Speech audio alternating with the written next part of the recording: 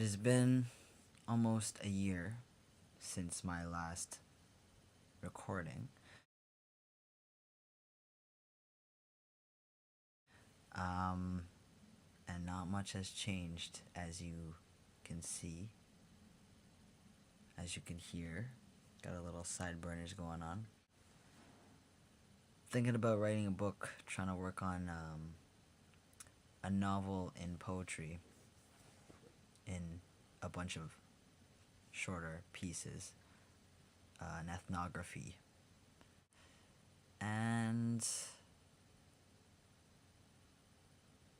that's pretty much it. Coming to the end of being in school, trying to figure out what to do with my life now that I've almost completed, I feel like, what are useless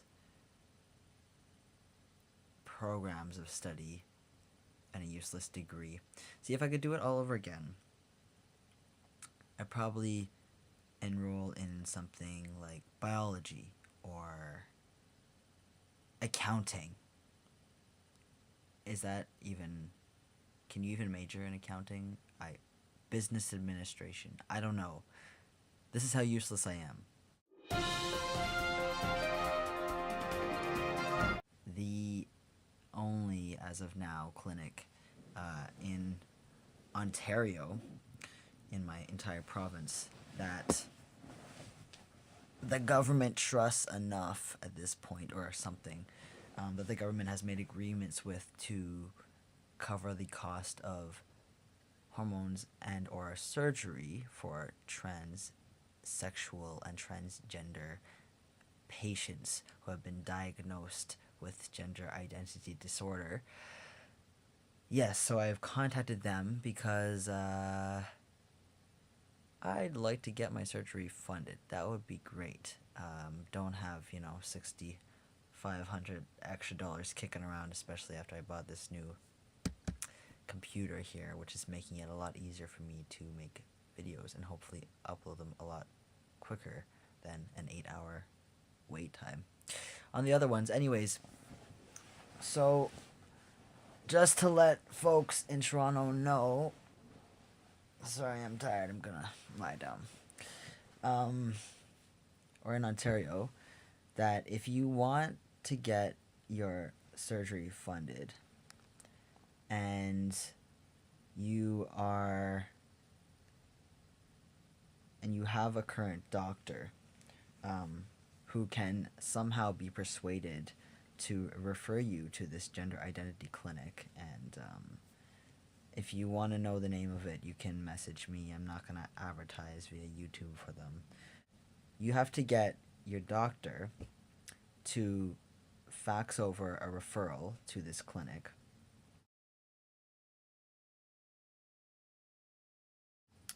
And then they will, go over your referral, contact you, and probably do a little bit of an intake, a little questionnaire, send back and forth, whatever. And then they book you for a consultation with, I believe, a psychiatrist or a psychotherapist or something that sounds equally as scary.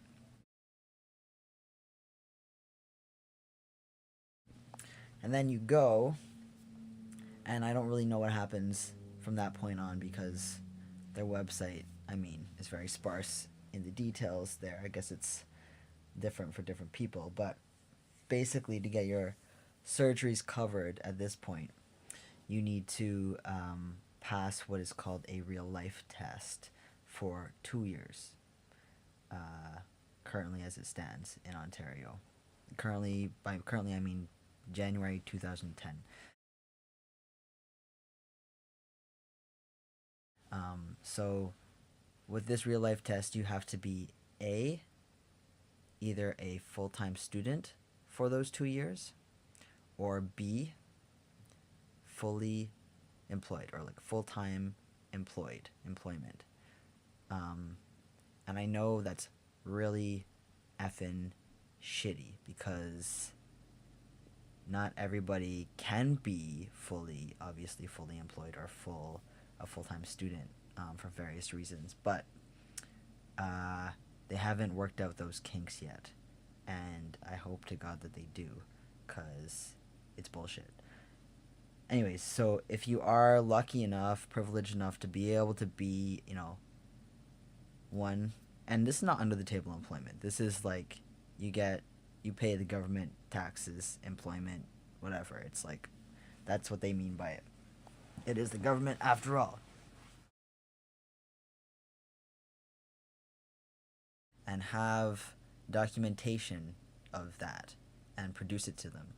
But you have to have documentation that you've been doing it as the gender you want to be living as, or as the gender you like need them to help you fund to be living as, right? That's the deal. And then after you prove that, you've been doing that for 2 years, and I guess you see their therapist in between. I don't really know. Um, then there's probably some paperwork, and then you can get funded. After 1 year of proving that, you can get funded for hormones if they approve it.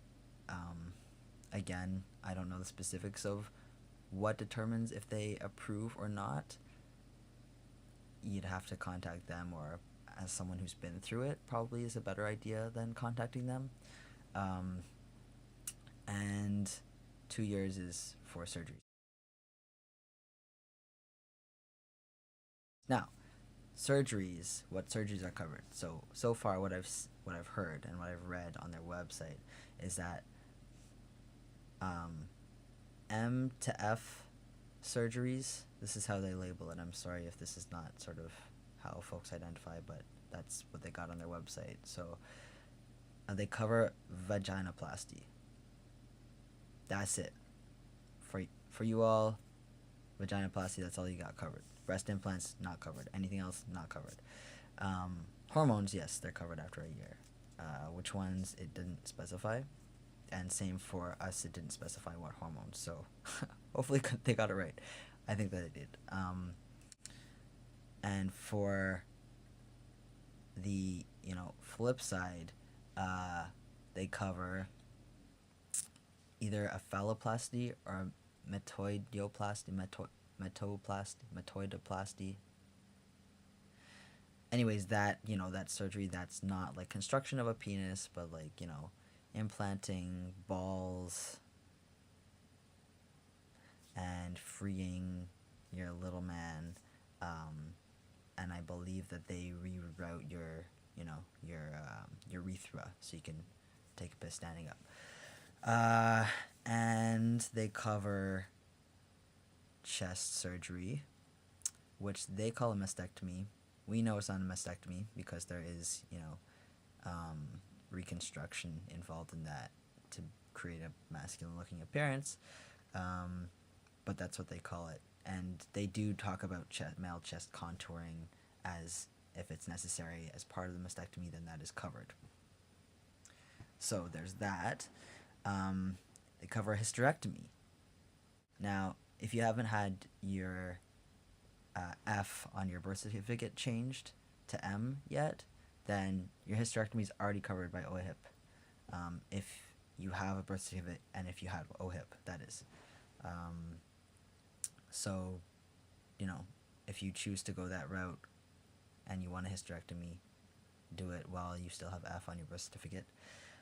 Otherwise, you have to pay for it, or get these guys to pay for it after you've been through 2 years proving that you are man enough, or whatever it is that they think you need to prove. And I think that was it. That's what they covered for trans guys and masculine spectrum folks.